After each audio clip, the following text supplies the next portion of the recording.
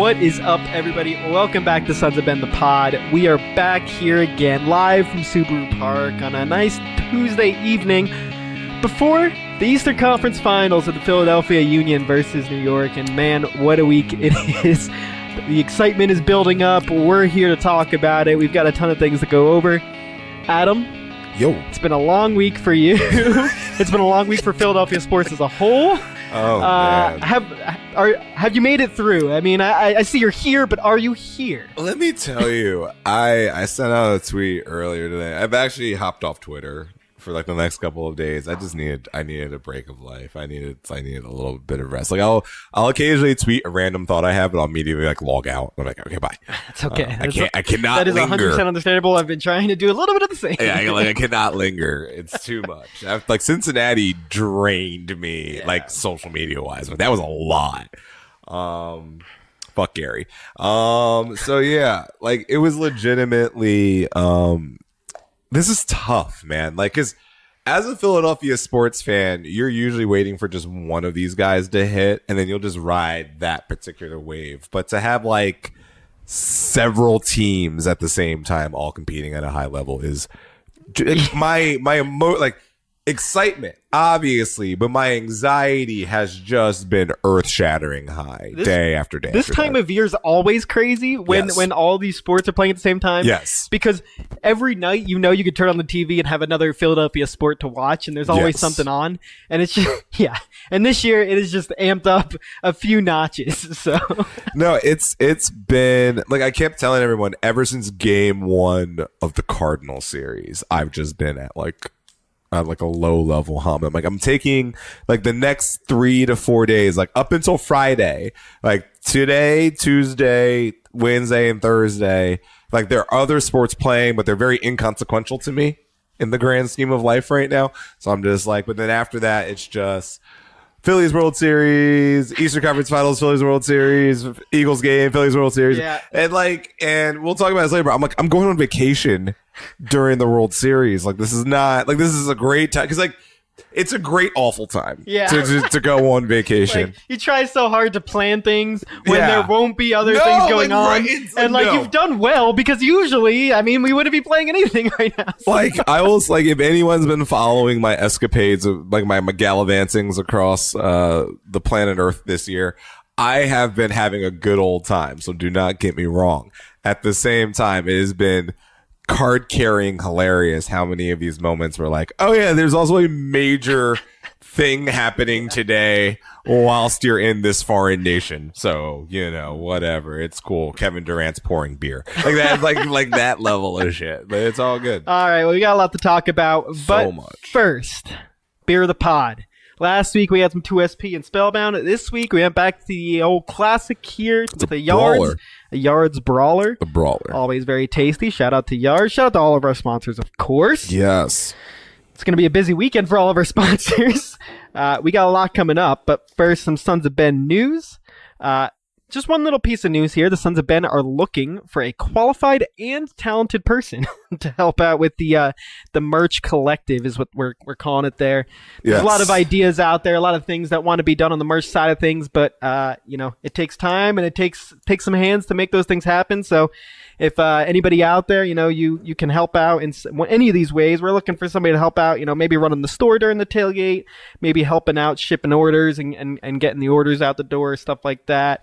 Helping out with the designs and assisting John and everybody there with the designs and stuff as well. Go check out all of the social media channels if any of that interests you. There's a Google form there you can fill out, shoot your information over. And that's all I have for Sons of Ben news. That's it. So now seems like a lot. Now we can get into some of the nitty gritty here.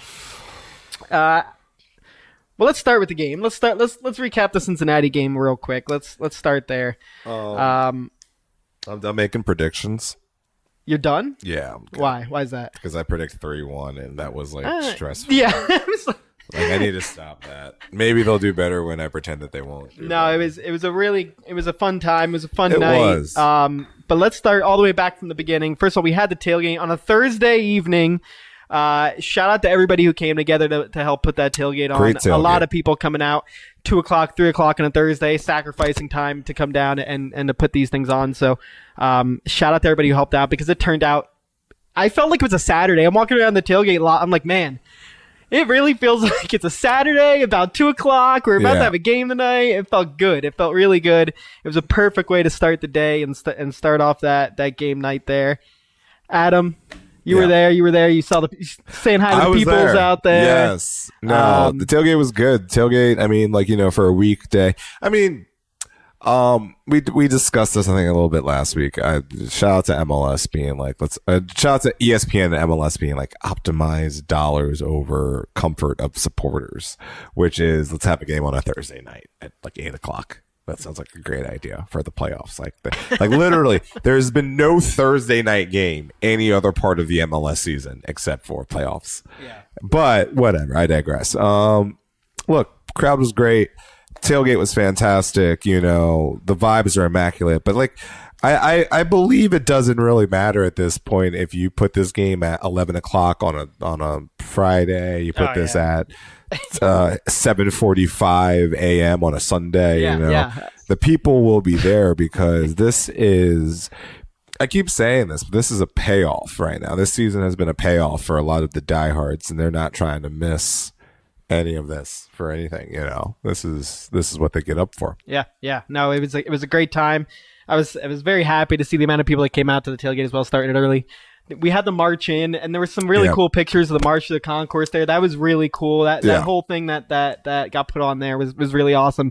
The whole build up to the game just made it feel like it was just, you could feel it in the air. It was a great day to be here. And then we get into the game, and I don't know how much we want to talk about there, getting to the X's and O's. I don't know. I don't want to stray from the road too much here. But, so here's what we'll do. 5 seconds of that. I'll break it down as my former play-by-play analyst self.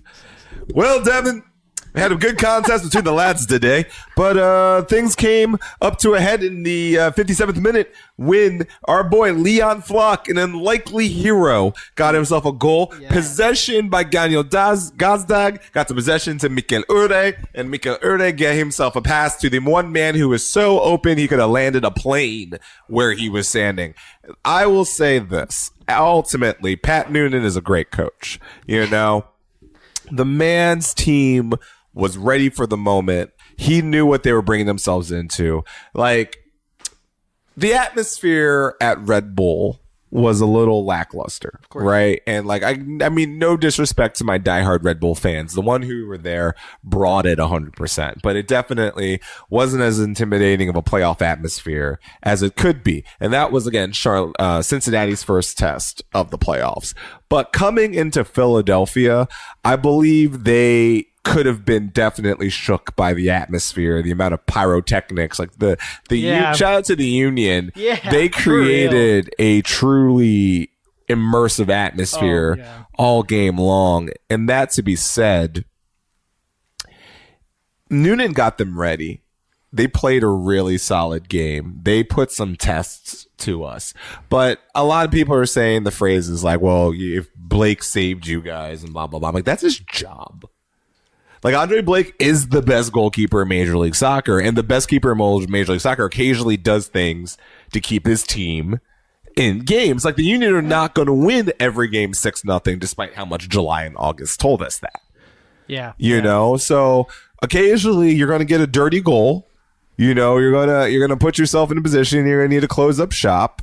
You're going to need to use that back line. I'm loving the use of Matt Real as a closer. This is fun now. I'm really enjoying the idea of Matt Real coming in as just like at midfield. At midfield, mind you, he's just like, I'm just here to bruise people and maybe get a goal if the chance is allowed to me.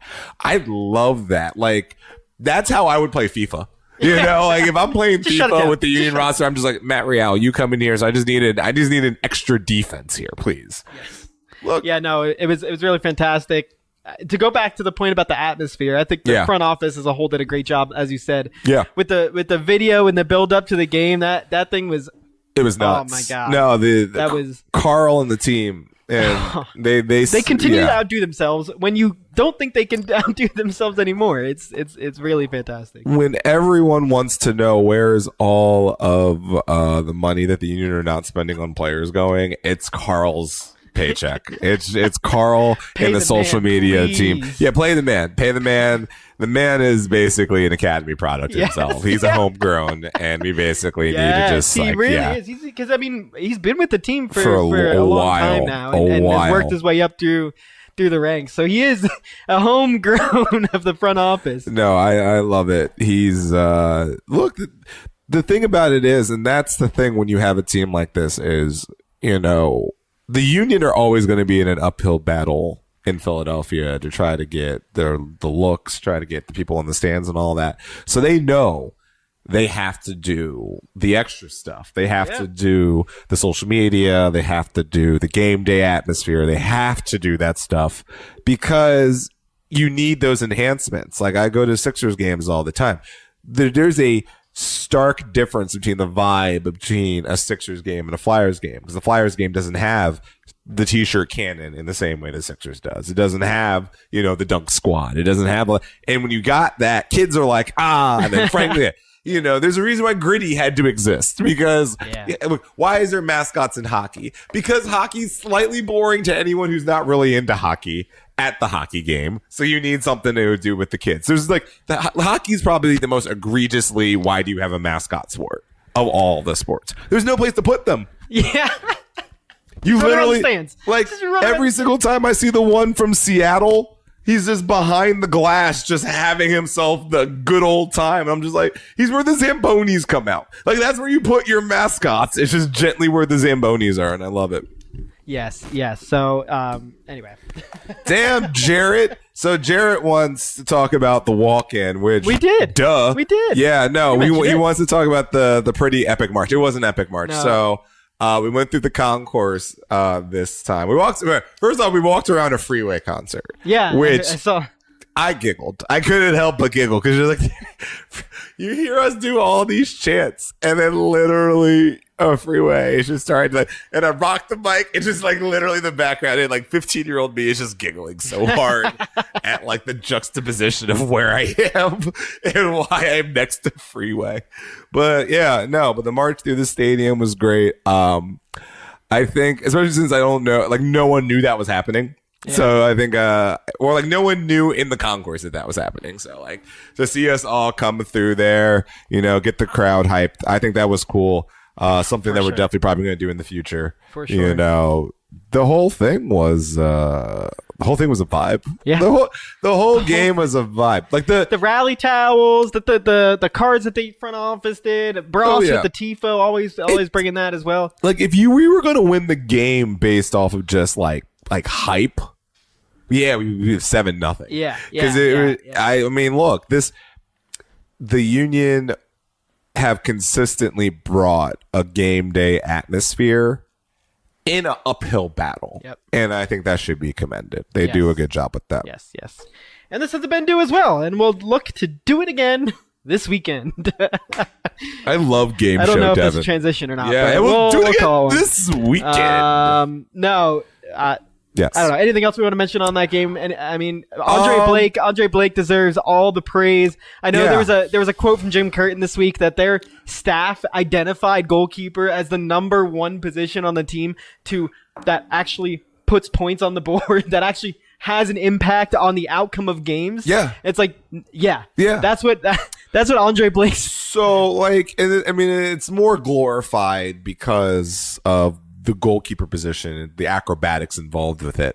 But like, he's like basically this generation's version of Carlos Ruiz, where you're just like, you really don't understand until you go into the metrics on how much having a goalkeeper of that caliber makes just the gentlest difference into what your franchise is. Because they would always talk about it with the Phillies, was like the having Carlos Ruiz as a catcher made every single one of those arms in the Phillies rotation feel so much more at ease. And they knew that like, he'll gun out guys running, he will catch everything I throw, I can throw it in the dirt, he'll backstop it.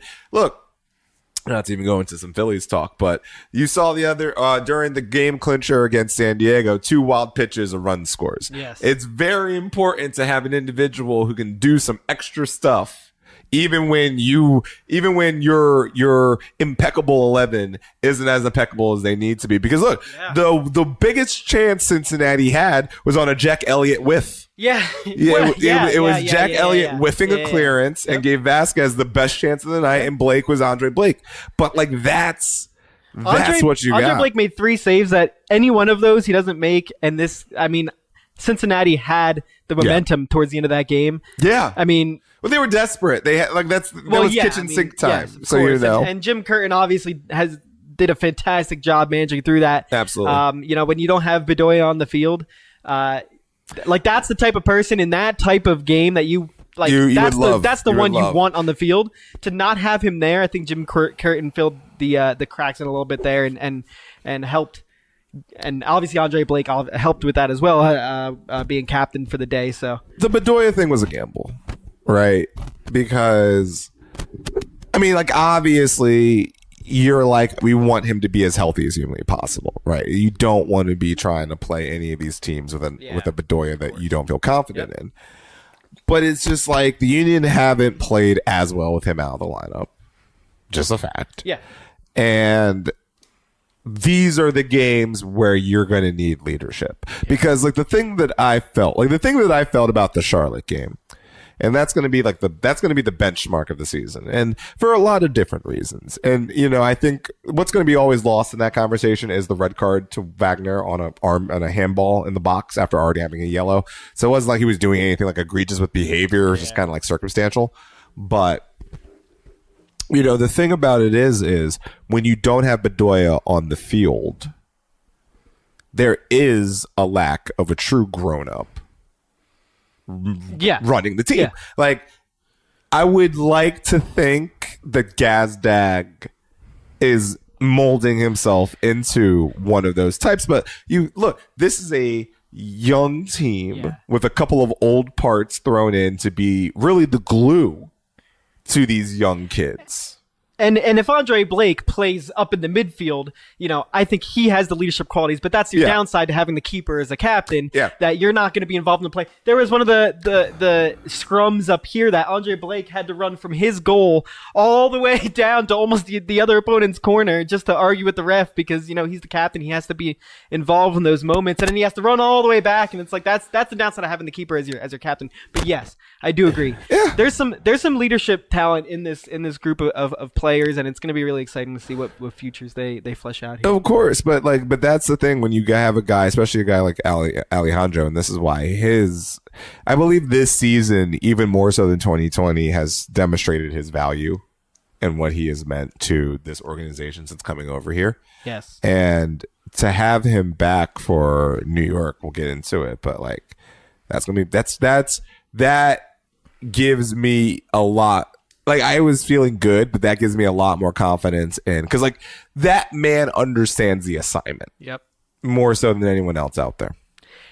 I did have one other note for the Cincinnati game before we get off of it. Brujo, I feel like has grown so much since he joined the Union. I just want to say, because I feel like a lot of that side stuff that was happening in the Cincinnati game, Brujo did just enough to like just poke the nerves of some of the other players, but didn't cross the line that I think he was crossing when he first came to the team. And I think he's gotten things under control, and I love the way he plays his game. I know he's a controversial player. I know some people don't like the antics that he does, but I love it.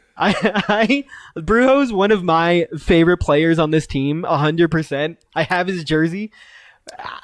But seeing the way he responded to what was going on the field on Thursday just shows how far he's come. You can't have a center defensive mid who plays by himself and not be an asshole. Mm-hmm. I don't need a professional there. I need a dog.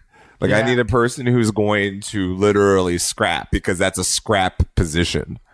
So to have Martinez there, hell yeah, duh. Yeah. That's the most obvious. Like, and look, one of the things that I find great, and I'll make another parallel because of just the depth of this team. Like the 2008 Phillies were known for just having a bunch of dudes.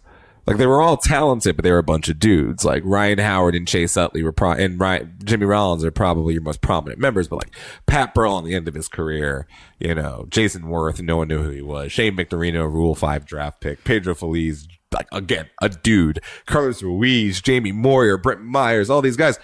But they all became household names. They all became known for what they were doing. Like a guy like Ryan Madsen was like, yeah, this is one of the best setup guys in the league. That's what Jose Martinez is now. When you hear, Stuart Holden and Alexi Lalas and Webby and all these guys, like they talk about Jose Martinez as like, yeah, this might be the best man at his position in our entire league. And like, he might. Like he actually might be like, but I didn't know if you had anything notes about go ahead. The payment or anything like how the money structure. Do you saw that came out, like all the salaries? We out. talked about that last week, but no, I saw it. Yeah. The Union are the second lowest spending team in Major League Soccer. Yep.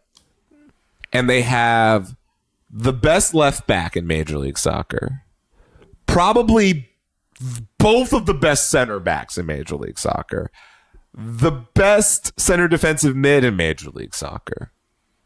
And a top 5 number 10 in Major League Soccer. Yep. With the second smallest and the number 1 goalkeeper in Major League Soccer. With the second smallest payroll in Major League Soccer. This is a wet dream for every ownership group. It is. In the league. Yeah. Because they're just like, no. We don't have to do it. Look what Philadelphia is doing. Yep. Exactly. That's crazy to me. That's absolutely bonkers to me that you consistently, this is not a flash in the pan. The Union, it was the top 3 teams in points in the last 4 years of Major League Soccer were Los Angeles Football Club, Philadelphia Union, New York Football Club. Which one of those teams is spending infinitely less than the other two? But that's what we have now. Like it's legitimately the Union are small fish, big pond, and eating everyone. Yeah, they are. And speaking of eating everyone, yes, we're going into that's New a York. transition. Let's go. Very few times in a sports team history do you get a chance going at the end of the season to say, if we get past this moment, we did better than we did last year.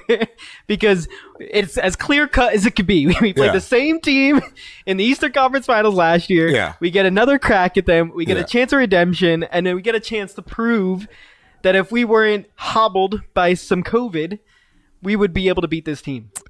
And I could not be more excited to walk in here on Sunday and beat New York City Football Club. By the way, real quick, yes, Gracie, I saw about the roasting of Curtin, roasting the ref post game because he was terrible. Like that guy was so over his head. Oh my god! It was his first game ever, so he just it was his first playoff game.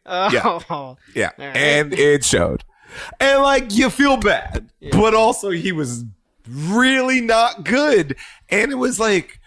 You try to take the bias blinders off and you try to look at it objectively because we're all fans of sport. So we're always just sometimes we just want to see integrity.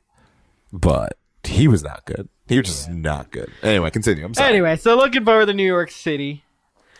I don't know. Where do we even start with this thing? I mean, so Sunday, 8 o'clock, and in the build, let me start in the build up here because LA is going to play Austin at 3 o'clock. So we'll know going into the game whether we'll host or not. Yeah. Exactly. We'll know whether we host MLS Cup or not. Which is also crazy. Yeah. So it's just the whole day's anxiety. We'll have the Austin LA game on at multiple places throughout the tailgate, I'm sure, and as well as the Eagles game. It's gonna be a lot. We're gonna need a lot of screens. So if anybody has some extra TVs, maybe we're gonna need so many screens. No. So. We'll find that out, and then we head into the game. What were you going to say there? Look, I mean, the revenge game already happened. All right, that was when we went to New York. What was that, May? And we beat them 2-0. That was the revenge game. This is a business game. All right, This is a business game, okay? And I would believe that the Union are motivated, but also calm about it, because you're not going to exercise the ghost of 2021 per se tomorrow. New York is always going to have that badge. That star. They're always going to have that cup. You know, you've proven in the 2 prior contests that you're better than them this season. You're the best team in Major League Soccer by every metric except America's. Yeah. So I believe that these gentlemen are going to approach this as this is going to be a professional contest. This is going to be bring your lunch pail, come to Subaru Park, and do the thing that we always do, and let's go to the finals. Like, you know, I don't like the statement isn't necessary. We don't need to do anything to New York Football Club. You said like a shout out to Kevin Kincaid. Bring the lunch pail to work. Yeah, type well, of- no, it just you don't need it to be that extraness, because that extraness is something that sometimes gets you too hype. It might get you too excited, and it's like you don't need to pretend you're the underdogs here. You're the favorite. You are. You're the 1 seed. You're the home team. You're the favorite. You know, you need to act like these guys are trying to beat you and not the other way around. New York has to prove to you they're good enough, not the other way around. Yep. You know? And if you approach it any other way, it's not going to be there. Now, the fans are going to have whatever they have, their effectiveness with it. I remember that game.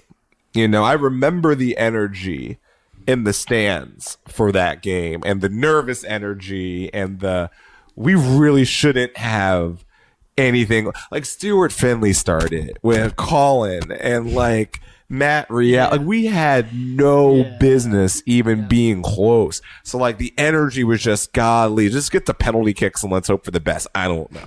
That level of like, oh God. But this one is, look, pending anything catastrophic, you got all the bullets in the chamber this time. This is it's in your house and You know. it's in your court. You got all the bullets in the chamber this time. It's here.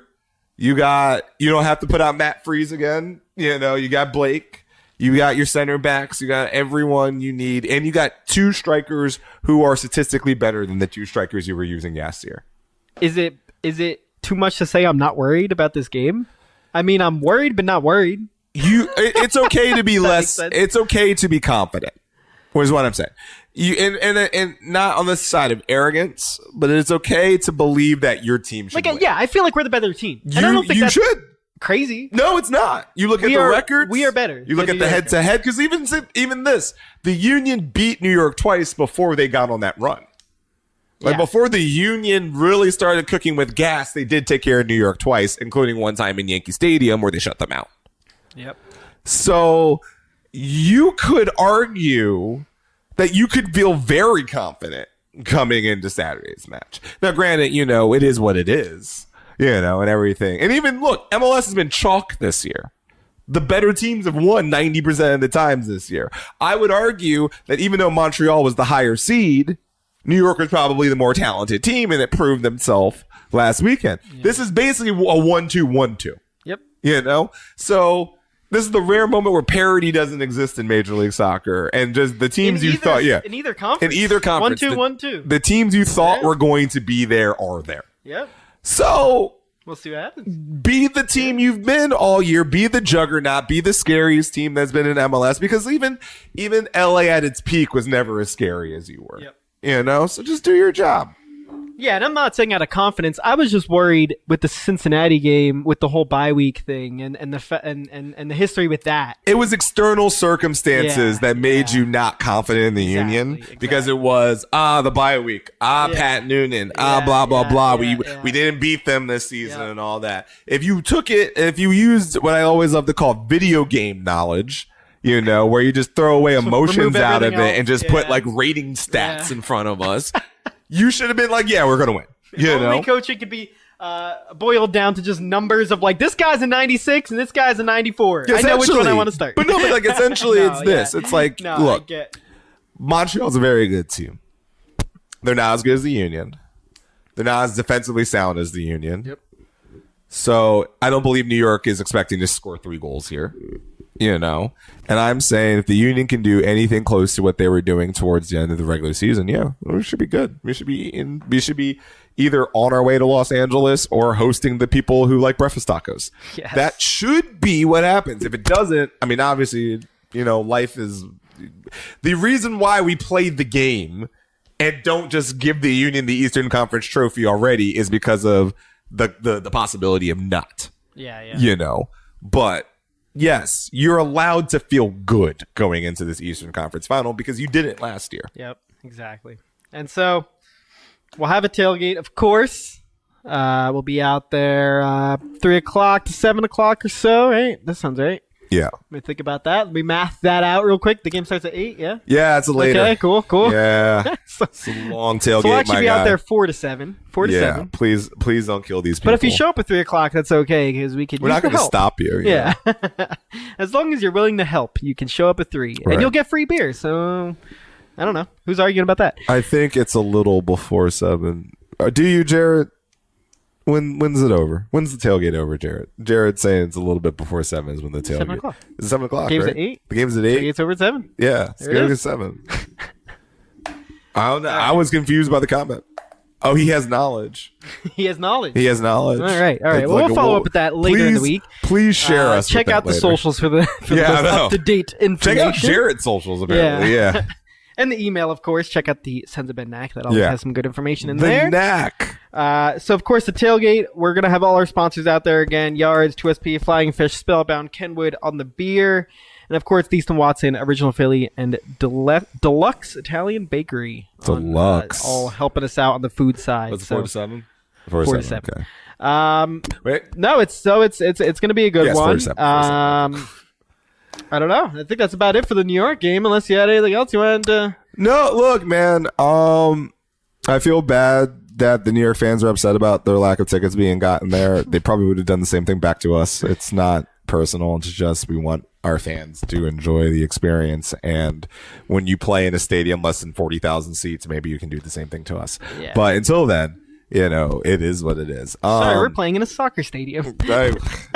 Look, let's do the damn thing. That's just it. I mean, like if there's any, do the thing. like it's just like let's do what we're supposed to do and what we're infinitely more than capable of doing.